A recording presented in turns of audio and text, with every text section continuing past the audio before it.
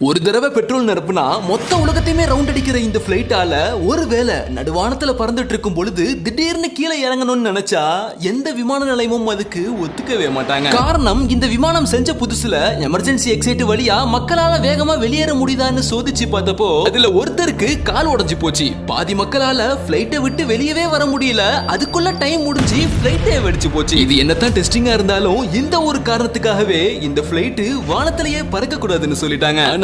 இதுல ஒரு ஆச்சரியமான விஷயம் என்னன்னா, இன்னைக்கு இந்த பிளைட் வானத்துல பறந்துட்டு இருக்குங்க. ஆமாம், அதுதான் உலகத்திலேயே மிகப்பெரிய பயணிகள் விமானமான ஏர்பஸ் A380ங்கிற இந்த ஒரு விமானம். எப்படி பார்க்கவே ஜெய்ஜாண்டிக்கா இருக்குல்ல. வரலாற்றிலேயே இப்படி ஒரு விமானத்தை யாரும் தயாரிச்சதும் இல்ல, இனிமேலும் யார் நினைச்சாலும் தயாரிக்கவும் முடியாது. இப்படி உலகமே ஆச்சரியப்பட்டு பார்த்த இந்த விமானத்தை எந்தெந்த நாடுகள் எல்லாம் லேண்ட் பண்ண முடியாது, நம்ம இந்தியால இதை எங்க லேண்ட் பண்ண முடியும்? இந்த விமானத்தை மட்டும் குறி வச்சு பேன் பண்ண காரணம் என்ன? பல உலக மக்கள் பார்த்திராத அந்த பிளைட்டுக்குள்ள அப்படி என்ன இருக்குங்கிறது எந்த செலவும் இல்லாம இன்னைக்கு நாம அந்த பிளைட்டுக்குள்ளேயே போய் சுத்தி பார்க்க போறோம். ஒரு ஏரோப்ளேனுக்கு இப்படி ஒரு கதையா அப்படின்னு இந்த வீடியோ பயங்கர சுவாரஸ்யமா இருக்க போகுது. சோ ஸ்கிப் பண்ணாம கடைசி வரையும் பாருங்க. Welcome to IR Tamil.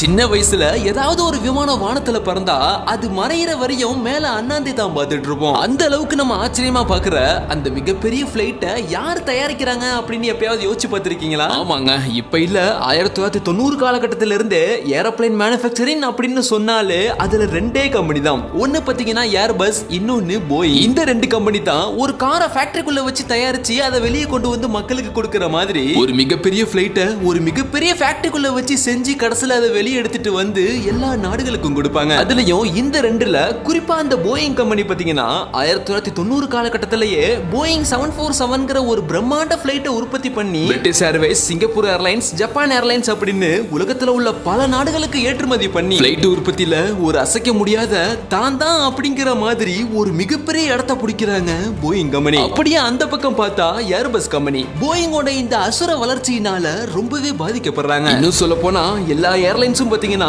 போயிங்ஸ் பக்கமே போனதுனால ஏர்பஸ் பிளைட்டை வாங்குறதுக்காக எந்த நாட்டு ஏர்லைன்ஸும் முன் வரல. கிட்டத்தட்ட கம்பெனியவே இழுத்து மூடிடலாம் அப்படிங்கிற நிலைமை வர அப்பதான் ஏர்பஸ் கம்பெனிக்கு ஒரு புது வகையான ஒரு யோசனை வந்திருக்கு. அந்த ஒரு யோசனை தான் தன்னோட பங்காளியான போயிங் கம்பெனிக்கு ஒரு மிகப்பெரிய ஆப்பு வைக்க போகுதுன்னு யாருக்குமே தெரியல. குறிப்பா எல்லா நாட்டு ஏர்லைன்ஸுமே போயிங் 747ங்கிற அந்த ஒரு பிளைட்டை வாங்குறதுக்கே முக்கியமான காரணம் பாத்தீங்கன்னா பார்க்க ஜெயின்சாட்டிக்கா இருக்கும். கிட்டத்தட்ட 500ல இருந்து 600 மக்கள் வரையும் ஒரே டைம்ல ஏத்தலாம். ஃபியூலையும் பாத்தீங்கன்னா, அதாவது எரிபொருளையும் பாத்தீங்கன்னா அதிக அளவு ஃபில் பண்ணிக்கிட்டு ரொம்ப தூரம் பறந்து போகலாம். ஆனா இப்படி ஒரு பிளைட் ஏர்பஸ் கிட்ட சுத்தமா கிடையாது. இந்த விஷயத்தை தான் கரெக்டா நோட் பண்ண ஏர்பஸ் கம்பெனி பாத்தீங்கன்னா, நாங்க ஒரு பிளைட் உற்பத்தி பண்ண போறோம். அதோட மதிப்பு பாத்தீங்கன்னா $7 பில்லியன், அதாவது இந்திய மதிப்புக்கு கிட்டத்தட்ட 65,000 கோடி. அதுல அதிகபட்சமா 850 மக்கள் வரையும் ஒரே டைம்ல ஏறி போகலாம் அப்படின்னு ஒரு ஸ்டேட்மெண்ட் கொடுக்கவும், இதை கேட்டு இப்படி ஒரு பிளைட்டும் கூடமா பண்ணலாம் அப்படின்னு மொத்த உலக மக்களுமே அதிர்ச்சி ஆயிட்டாங்க. அதுலயும் சில பேர்லாம் பாத்தீங்கன்னா, ஒரு பிளைட்ல 850 பேர்லாம் போறது நடக்கிற காரியமா?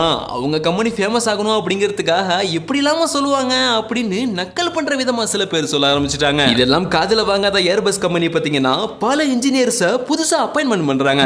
முதல்ல அவங்க சொன்ன அந்த பிளைட்டோட டிசைனை ரெடி பண்ணி வெளியே விடுறாங்க. அந்த டைம்ல எந்த ஒரு நாடும் பெருசா கண்டுக்காத இந்த விஷயத்தை அந்த டிசைனை பார்த்த சைனா மட்டும் பாத்தீங்கன்னா அதை பார்த்து ஆச்சரியப்பட்டு போய் ஏர்பஸ் கம்பெனியோட இந்த ஐடியாக்கு தன்னோட ஃபுல் சப்போர்ட் கொடுத்து சைனாவோட லக்கி நம்பரான 380 அந்த பிளைட்டுக்கு வைக்கணும் அப்படின்னு சொல்றாங்க. அது மட்டும் இல்லாம ஏர்பஸ் செய்ய போற அவங்களோட பிளைட்டோட ப்ரொடக்ஷனுக்கு பாத்தீங்கன்னா சைனா அவங்களால முடிஞ்ச அதிகபட்ச உதவியை பண்றாங்க. இறுதியா ஏர்பஸ் A380 அப்படிங்கிற பெயர் சூட்டப்பட்ட அந்த பிளைட்டுக்கு பாத்தீங்கன்னா ஒரு நல்ல அவுட்புட்டும் வருது. மக்கள் கிட்டையும் பாத்தீங்கன்னா அதிகமா பேசப்படுது. இத ஒரு பக்கமா ரொம்ப நாளா நோட் பண்ணிட்டு இருந்த சிங்கப்பூர் ஏர்லைன்ஸ் பாத்தீங்கன்னா பிளைட் ரெடியான உடனே ஃபர்ஸ்ட் ஆர்டர் எங்களுக்கு தான் அப்படின்னு சொல்லி ஆர்டரையும் முதல்ல புக் பண்றாங்க. சிங்கப்பூர் ஏர்லைன்ஸே பிளைட்டை வாங்குறதுக்கு முன் வந்துருச்சா அப்படின்னு அதை பார்த்து ஆச்சரியப்பட்டு ஏர்பஸ் A380 அப்படிங்கிற அந்த ஒரு பிளைட்டை துபாயோட எமிரேட்ஸ், ஆஸ்திரேலியாவோட குவாண்டஸ் அப்படின்னு பல ஏர்லைன்ஸ் நிறுவனம் பாத்தீங்கன்னா ஆர்டர் கொடுக்குறாங்க. நல்லா போயிட்டு இருக்கிற மாதிரி தானே தெரியுது. ஆனா இங்கே தான் ஒரு மிகப்பெரிய பிரச்சனையே ஸ்டார்ட் ஆகுது. ஏர்பஸ் கம்பெனி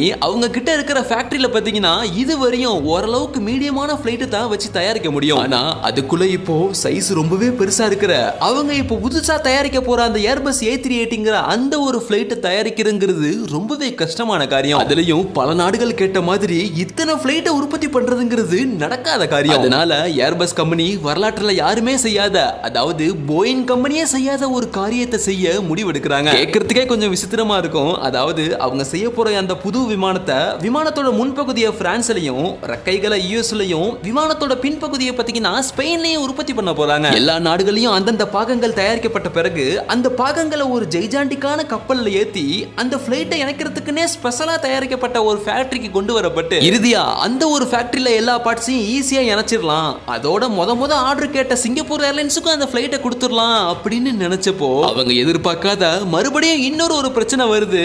அவங்களோட புது பிளைட்டான ஏர்பஸ் A380, அதாவது எல்லா நாட்டுல இருந்தும் பாகங்கள் தனித்தனியா வந்துச்சு இல்லையா, அது எல்லாத்தையும் ஒன்னு சேர்த்து ஃபிட் பண்ணிட்டு இருக்கும் பொழுது சாஃப்ட்வேர்ல நடந்த ஒரு சின்ன மிஸ்டேக்னால பாத்தீங்கன்னா பிளைட்ல உள்ள ஒயரிங் பாத்தீங்கன்னா மொத்தமுமே தப்பா, அதாவது எல்லாமே கொலாப்ஸ் ஆகி போகுது. அதாவது புரியுற மாதிரி சொல்லணும் அப்படின்னா அவங்க ஏற்கனவே செஞ்சு வச்சிருந்த அந்த பிளைட்டுக்குள்ள இருந்த அத்தனை ஒயரிங்குமே பாத்தீங்கன்னா தப்பா பண்ணி வச்சுட்டாங்க. இதனால பல டன் ஒயர்களை வெளியே பிச்சு எடுத்து புது ஒயர்களை உள்ள மறுபடியும் செட் பண்ணணும் அப்படிங்கிற ஒரு நிலைமை வருது. இந்த ஒரு விஷயத்தினாலேயே ஏர்பஸ் கம்பெனிக்கு பாத்தீங்கன்னா பாவம் பல ஆயிரம் கோடி பாத்தீங்கன்னா நஷ்டமாயி போகுது. சிங்கப்பூர் ஏர்லைன்ஸுக்கும் அவங்க கேட்ட ஆர்டரை கொடுக்க முடியாத நிலைமைக்கு போய் ஏர்பஸ் A380 அந்த ஒரு ஃபிளைட் ப்ரொடக்ஷனை தற்காலிகமா 2 வருஷத்துக்கு நிறுத்தி வைக்கிறாங்க. இறுதியா ஃபிளைட்டோட எல்லா ஒயரிங்கையும் நல்லபடியா முடிச்சு ஃபிளைட்ல உள்ள அத்தனை பிரச்சனையும் கரெக்டா சரி பார்த்து ஃபிளைட்டை டெஸ்ட் பண்ணலாம் அப்படின்னு செக்கிங்க்கு அனுப்புனா யாருமே எதிர்பார்க்காத விதமா அங்க ஒரு புது பிரச்சனை வருது. அந்த ஃபிளைட்டை டெஸ்ட் பண்ணிட்டு இருக்கும் பொழுது, குறிப்பா அந்த ஃபிளைட்டோட ரெக்கைகளை டெஸ்ட் பண்ணும் பொழுது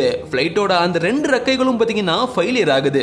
ஏன்னா அந்த ரெக்கையோட சைஸ் பாத்தீங்கன்னா அந்த ஃபிளைட்டோட சைஸ்க்கு சுத்தமா செட் ஆகல. இப்போ மறுபடியும் எல்லாத்தையும் கலட்டிட்டு மாத்தி ஆகணும். ஏர்பஸ் கம்பெனியும் பாத்தீங்கன்னா சும்மா இல்லைங்க, எங்களுக்கு எவ்வளவு செலவானாலும் பரவாயில்ல, நாங்க அந்த ஏர்பஸ் A380 ப்ராஜெக்ட்டை முடிச்சே தீர்வோம் அப்படின்னு ஒத்த கால நின்றுருக்காங்க அந்த டைம்ல. அதுலயும் இந்த ஃபிளைட்டோட இன்ஜினை பாத்தீங்கன்னா ரோல்ஸ் ராய்ஸ்ங்கிற ஒரு பெரிய கம்பெனி தயாரிச்சு கொடுக்கவும் அவங்க இன்ஜின் சைஸ் பாத்தீங்கன்னா கிட்டத்தட்ட மத்த ஃபிளைட் மாதிரி இல்லாம ஒரு ட்ரெயின் அளவுக்கு ஒரு பெரிய இன்ஜினை ரெடி பண்ணி கொடுக்கறாங்க ஏர்பஸ்க்கு. நிலைமையில அந்த ஃபிளைட்டோட டெஸ்டிங் ப்ராசஸ் போயிட்டு இருக்கும் பொழுது இன்ஜினை டெஸ்ட் பண்ணும் பொழுது அந்த தரமான இன்ஜினுமே பாத்தீங்கன்னா ஃபெயிலியர் ஆகுது. இது ரோல்ஸ் ராய்ஸ் கம்பெனிக்கும் சரி ஏர்பஸ் கம்பெனிக்கும் சரி பல லட்சம் கோடி நஷ்டத்துல கொண்டு போய் விடுது. இதையும் எப்படியோ சமாளிச்சு ஏர்பஸ் பாத்தீங்கன்னா கடைசியா அவங்க கிட்ட இருந்த எல்லா பிரச்சனையும் ஒரே அடியா சால்வ் பண்ணி ஏர்பஸ் A380 ஃபிளைட்டை மறுபடியும் டெஸ்டிங் அனுப்புறாங்க. முதல் முறையா பல வருடம் கழிச்சு அவங்களோட அந்த A380 பாத்தீங்கன்னா வானத்துல மேலே ஏறி பறக்கவும் அத்தனை ஏர்பஸ் குழுவும் பாத்தீங்கன்னா மிகப்பெரிய மகிழ்ச்சி அடைஞ்சிட்டாங்க. அப்போ யாருமே எதிர்பார்க்காத விதமா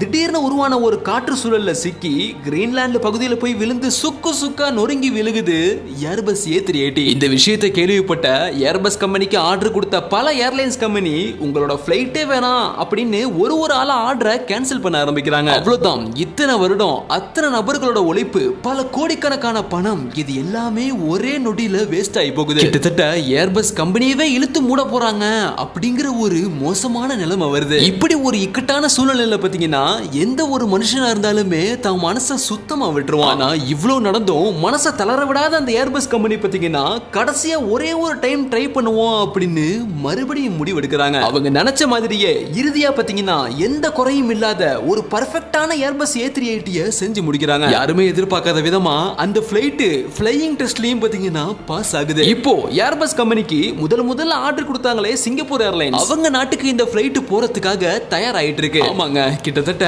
அந்த ஏர்பஸ் A380 அந்த நிலைமையில கம்ப்ளீட்டா ரெடி ஆயிருச்சுன்னு சொல்லலாம். சரி, இருந்தாலும் இவ்ளோ நேரம் இந்த ஃபிளைட்டை பத்தி A380 நம்ம பாத்துக்கிட்டே இருந்தோமே, அந்த ஃபிளைட்டுக்குள்ள எப்படி இருக்கும் அப்படின்னு உங்களுக்கு ஒரு கியூரியாசிட்டி இருக்கும். அதனால இப்போ அந்த ஃபிளைட் சிங்கப்பூருக்கு கிளம்பி போறதுக்கு முன்னாடி அந்த அவ்வளவு பெரிய ஃபிளைட்டுக்கு உள்ள என்னென்ன விஷயங்கள்லாம் தயாரிச்சு வச்சிருக்காங்க இத்தனை வருஷமா அப்படின்னு நம்ம உள்ள போய் பார்த்துட்டு வந்துருவோம். இந்த ஃபிளைட்ல மொத்தம் 2 ஃப்ளோருங்க. அப்படியே உள்ள போனோம் அப்படின்னா நம்ம கண்ணுக்கு எத்தனை தூரம் வரையுமே பாத்தீங்கன்னா செகண்ட் கிளாஸா தான் இருக்கும். எப்படி ஒரு ரோக்கு இத்தனை சீட் இருக்கு பாத்தீங்களா? இப்போ நம்ம ஆல்ரெடி போயிட்டு இருக்கிற பழைய ஃபிளைட் எல்லாம் பாத்தீங்கன்னா ஒரு ரோக்கு 6 சீட் இருக்கிறதே பெரிய விஷயம். இது வெறும் செகண்ட் கிளாஸ் தாங்க. செகண்ட் கிளாஸே இப்படி இருக்குன்னா அப்போ பிசினஸ் கிளாஸ் எப்படி இருக்கும்னு யோசிச்சு பாருங்க. சரி, இந்த நேரத்துல உங்கள்ட்ட ஒரு கேள்வி கேட்கிறேன். ஒரு ஃபிளைட்ல மொத்தம் எத்தனை பைலட் இருப்பாங்க? கரெக்ட் தான், 2 இருப்பாங்க. இல்ல எமர்ஜென்சிக்கு 3 கூட இருப்பாங்க. ஆனா ஏர்பஸ் A380 இப்ப நம்ம நிக்கிற விமானத்துல விமானத்துல 2 இல்லைங்க 3 இல்லைங்க மொத்தம் 4 பைலட் இருப்பாங்க எல்லா நேரமுமே. ஏன்னா இந்த பிளைட்டை அதிக ஃபியூல் நிரப்ப முடியுங்கிறதுனால இந்த பிளைட் பாத்தீங்கன்னா எங்கேயுமே நிக்காம கிட்டத்தட்ட 16 மணி நேரம் வரையும் தொடர்ந்து டிராவல் பண்ண முடியும் அப்படிங்கிறதுக்காக 4 பைலட்டும் இந்த பிளைட்டை மாத்தி மாத்தி ஓட்டுவாங்க. இப்போ அப்படியே செகண்ட் ஃப்ளோருக்கு போனோம் அப்படின்னா அங்கதான் ஒரு மிகப்பெரிய ஆச்சரியமே காத்துட்டு இருக்கு. ஆமாங்க, இங்க தான் first class seat, sofas, luxury bars, disco lights, ஏன் உள்ள குளிக்கிறதுக்கு ஷவர் கூட இருக்கு. எப்படி ஒரு லக்ஸரியான கப்பலுக்குள்ள போன மாதிரியே இருக்குல்ல. அதுலயும் பாத்தீங்கன்னா பிசினஸ் கிளாஸ்லாம் நாம போனோம் அப்படின்னா பல வகையான வெரைட்டி ஃபுட், உங்களுக்கு ஏதாச்சும் வேணும் அப்படின்னா பயங்கரமா விழுந்து விழுந்து கவனிக்கிற ஏரோஸ்டர்ஸ் அப்படின்னு நீங்க ஃபிளைட்ல இருக்கிற ஃபீலே உங்களுக்கு சுத்தமா இல்லாம போயிடும். பார்க்கும் பொழுது வாழ்க்கையில ஒரு தடவையாவது இந்த ஃபிளைட்ல போயாகணும்டா அப்படின்னு தோன்ற இந்த ஒரு இடம், இப்படி ஒரு லக்ஸரியான ஃபிளைட் தான் இன்னைக்கு பல நாடுகள் நிறுத்தி வச்சுட்டாங்க. எதுக்கு நிறுத்தி வச்சாங்க?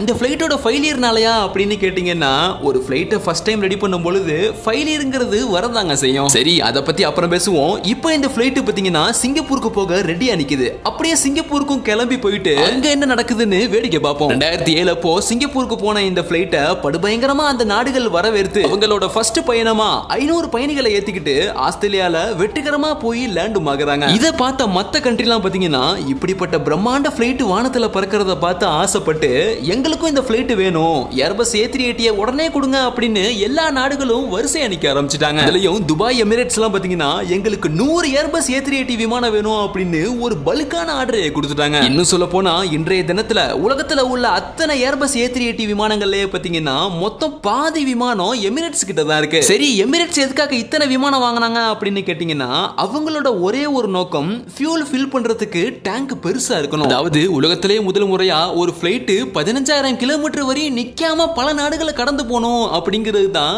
அவங்களோட இவ்வளவு நாள் ஒரு ஆசை. அதே மாதிரி இந்த ஏர்பஸ் A380 எந்த ஒரு நாடுகளையும் நிக்காம நேரா போய்கிட்டு தான் இருந்திருக்கு.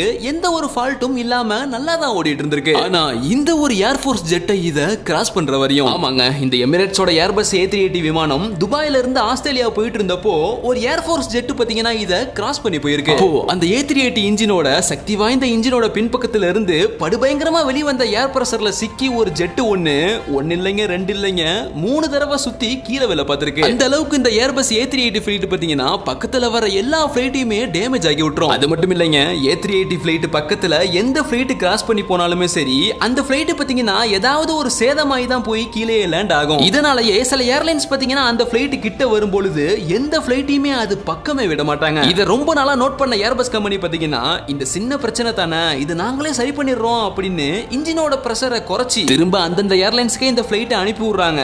ஆனா எந்த ஏர்லைன்ஸுமே பாத்தீங்கன்னா இந்த ஃபிளைட்டை ஏத்துக்கிறதா இல்ல. இப்ப நீங்க நினைக்கலாம் ஏர்பஸ் A380 இன்ஜின் பயங்கர பவர்ஃபுல்லா இருக்கு போல, அதனால தான் எந்த ஏர்லைன்ஸும் பயந்துகிட்டு வாங்க வர மாட்டாங்க அப்படின்னு. ஆனா அது உண்மையான ரீசன் இல்லைங்க. ஏன்னா ஏர்பஸ் பாத்தீங்கன்னா அந்த இன்ஜினை எப்பயோ கரெக்ட் பண்ணிட்டாங்க. அப்போ உண்மையான ரீசன் என்னன்னு கேட்டீங்கன்னா தொழில்நுட்பம் வளர்ச்சி தாங்க.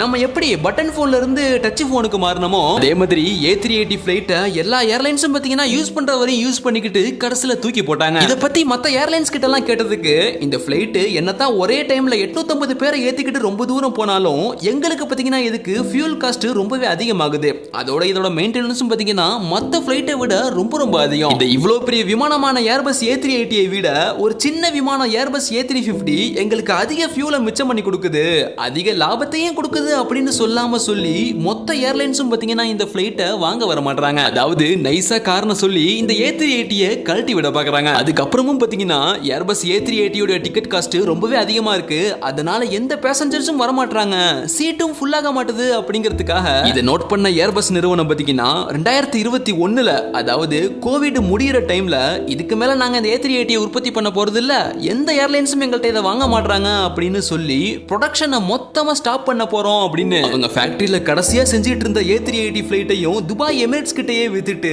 A380 ப்ராஜெக்டையே மொத்தமா இழுத்து மூடுறாங்க. ஆனா இந்த ஃபிளைட் இன்னுமே பறந்துகிட்டு தாங்க இருக்கு. அதுலயே துபாய் எமிரேட்ஸ் பேசஞ்சருக்கு ஒரு லக்ஸரி ஃபீல் கொடுக்கணும் அப்படிங்கிறதுக்காகவும் ரொம்ப தூரம் ஃபிளைட் பறக்கணும் அப்படிங்கிறதுக்காகவும் மட்டுமே கிட்டத்தட்ட 123 ஃபிளைட் ஆர்டர் போட்டு வாங்கினாங்களே, அதை இப்போ வரையும் பயன்படுத்திக்கிட்டு தான் இருக்காங்க. ஒரு ஃபிளைட்டுக்கு இப்படி ஒரு சோக கதையா அப்படின்னு நம்ம எல்லாம் பிரமிக்க வைக்குதுல. என்னதான் பல ஏர்லைன்ஸ் கம்பெனி இந்த ஃபிளைட்டை வெறுக்கிற மாதிரி பேசினாலும் ஓல்ட் இஸ் கோல்ட் அப்படின்னு சொல்ற மாதிரி இந்த A380 ஃபிளைட்டுக்கு பாத்தீங்கன்னா மக்கள் மத்தியில ஒரு மிகப்பெரிய ரசிகர் பட்டாளமே இருக்கு. இன்னைக்கு வரையும் இந்த ஃபிளைட் எங்கேயாவது வானத்துல பறந்தா சின்னவங்கல இருந்து பெரியவங்க வரையும் அதை அண்ணாந்து பார்க்காத ஆளே இல்ல. அவ்வளவுதாங்க இந்த வீடியோ. ஏர்பஸ் A380 அப்படிங்கிற இந்த ஃபிளைட்டை பத்தி இன்னைக்கு நம்ம டீட்டெயிலா பார்த்தோம். இத பத்தி உங்களுடைய கருத்து என்ன அப்படின்னு மறக்காம கீழே கமெண்ட்ல சொல்லுங்க. அடுத்த ஒரு இன்ட்ரெஸ்டான வீடியோட மீண்டும் சந்திப்போம். See you. Bye bye.